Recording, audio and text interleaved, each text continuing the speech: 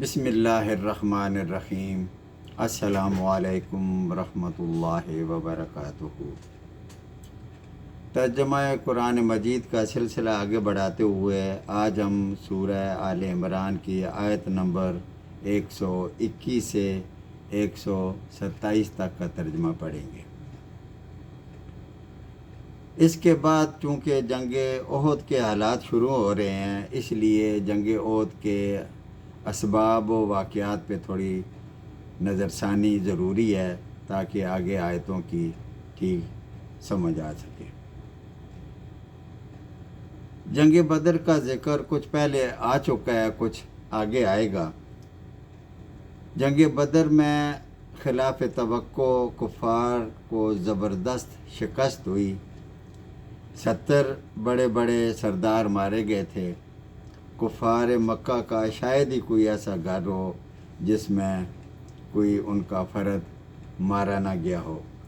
کفار کو انتہائی ذلت کا سامنا ہوا۔ عرب کا مزاج ہے کہ وہ بدلہ ضرور لیتے ہیں کہ بدلہ لینا ہے، تو اگلے سال وہ خوب تیاری کر کے آئے، اپنی عورتیں اور بچے بھی ساتھ لائے تاکہ ہماری غیرت جاگتی رہے۔ اگر ہم نے پیٹھ دکھائی تو ہماری عورتیں مسلمانوں کی لونڈیاں بن جائیں گی۔ ابو جہل جنگ بدر میں مارا گیا تھا، تو اب ابو سفیان سردار بن کر 3000 کا لشکر لے کر آیا۔ ابو سفیان بعد میں مسلمان ہو گئے تھے۔ ہند جو سفیان کی بیوی تھی وہ بھی بعد میں ایمان لے آئی، وہ بھی ساتھ تھی۔ اس کے سینے میں بھی انتقام کی آگ بھڑک رہی تھی، کیونکہ جنگ بدر میں اس کا باپ، اس کا بھائی اور اس کے چچا مارے گئے تھے۔ اب جب یہ لشکر مدینہ طیبہ پہنچ گیا تو نبی کریم صلی اللہ علیہ وآلہ وسلم نے صحابہ کرام سے مشورہ کیا کہ کیا کرنا چاہیے، مدینہ میں رہ کر دفاع کریں یا آگے چل کر ان کا مقابلہ کیا جائے۔ تو بہت سے صحابہ کرام نے کہا کہ کھلے میدان میں چل کر کفار کا مقابلہ کریں گے۔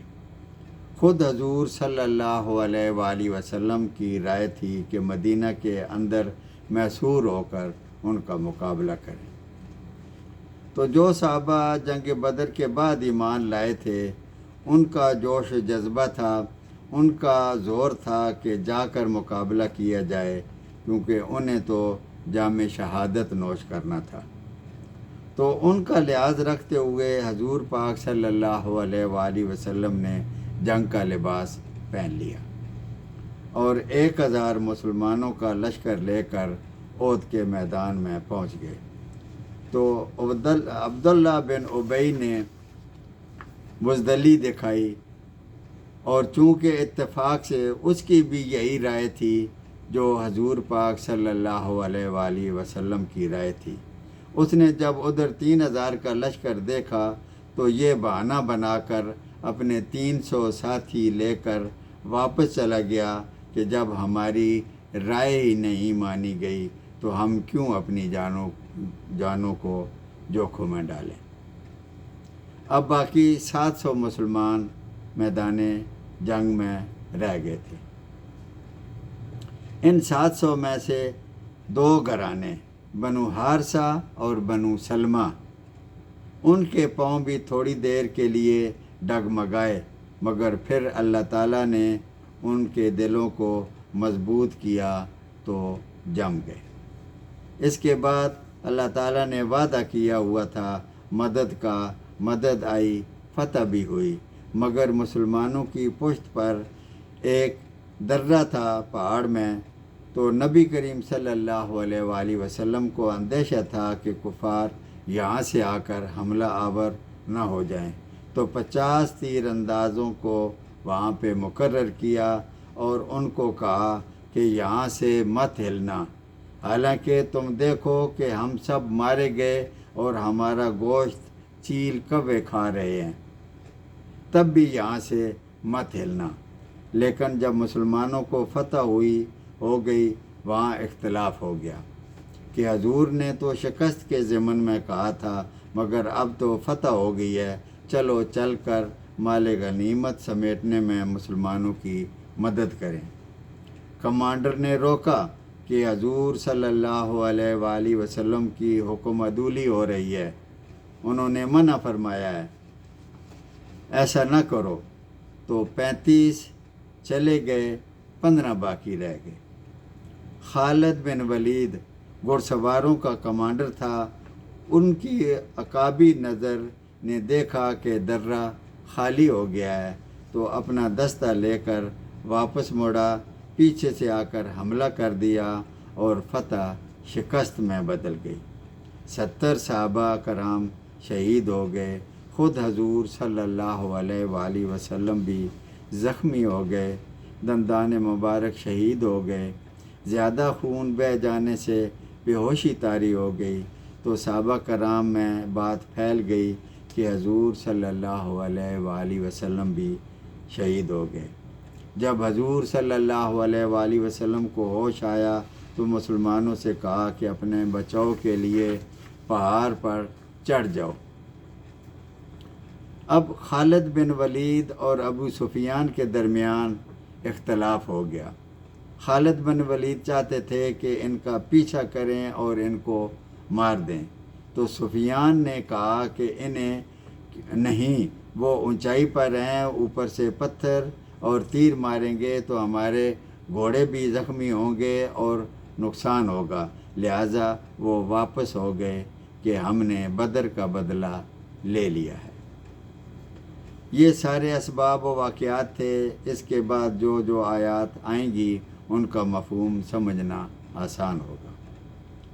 آیت نمبر 121، اور اے نبی صلی اللہ علیہ وآلہ وسلم یاد کریں اس وقت کو جب صبح ہی صبح آپ اپنے گھر سے نکل کر مسلمانوں کو میدان جنگ میں لڑائی کے مورچوں پر باقاعدہ بٹھا رہے تھے، اور اللہ تعالیٰ سننے والا اور جاننے والا ہے۔ آیت نمبر 122، جب تمہاری 2 جماعتیں، وہی جن کا ذکر اوپر آیا، بنو حارثہ اور بنو سلمہ، پست ہمتی کا ارادہ کر چکی تھی، اور اللہ تعالیٰ ان کا ولی اور مددگار ہے، اور اس کی پاک ذات پر مومنوں کو بھروسہ رکھنا چاہیے۔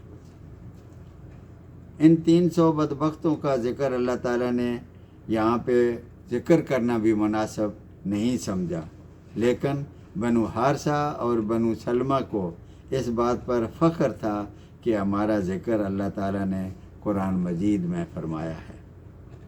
آیت نمبر 123، اور جنگ بدر میں اللہ تعالیٰ نے عین اس وقت تمہاری مدد فرمائی تھی جب کہ تم نہایت گری ہوئی حالت میں تھے، یعنی بہت کم تعداد میں تھے، اس لیے اللہ ہی سے ڈرو، نہ کہ کسی اور سے، تاکہ تمہیں شکر گزاری کی توفیق ہو۔ جنگ بدر میں 1000 کے مقابلے میں 313 مسلمان، اور تلواریں صرف 8 تھیں۔ 100 گھوڑوں کے مقابلے میں صرف 2 گھوڑے تھے، اور ادھر 700 اونٹ تھے اور ادھر صرف 70 اونٹ تھے۔ یقیناً اللہ تعالیٰ کی مدد شامل حال تھی۔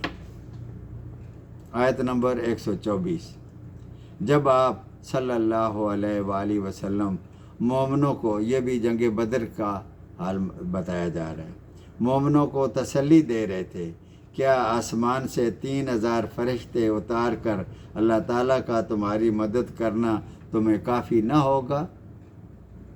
یہ نبی کریم صلی اللہ علیہ وآلہ وسلم کی دعا تھی یا خواہش تھی، جو کہ اللہ تعالیٰ نے فوراً قبول فرمائی اور فرمایا۔ آیت نمبر 125، کیوں نہیں، بلکہ اگر تم صبر اور پرہیزگاری کرو، اور یہ لوگ اگر اسی وقت تم پر آ دھمکیں، یعنی اسی وقت کفار پہنچ جائیں، تو تمہارا رب تمہاری امداد 5000 فرشتوں سے کرے گا، جو نشاندار گھوڑوں پر آئیں گے۔ آیت نمبر 126، اور یہ تو محض تمہارے دل کی خواہش خوشی اور اطمینان قلب کے لیے تھا، ورنہ مدد تو اللہ تعالیٰ ہی کی طرف سے ہے جو فرشتوں کے بغیر بھی کر سکتا ہے، وہ تو غالب ہے اور حکمتوں والا ہے۔ آیت نمبر 127۔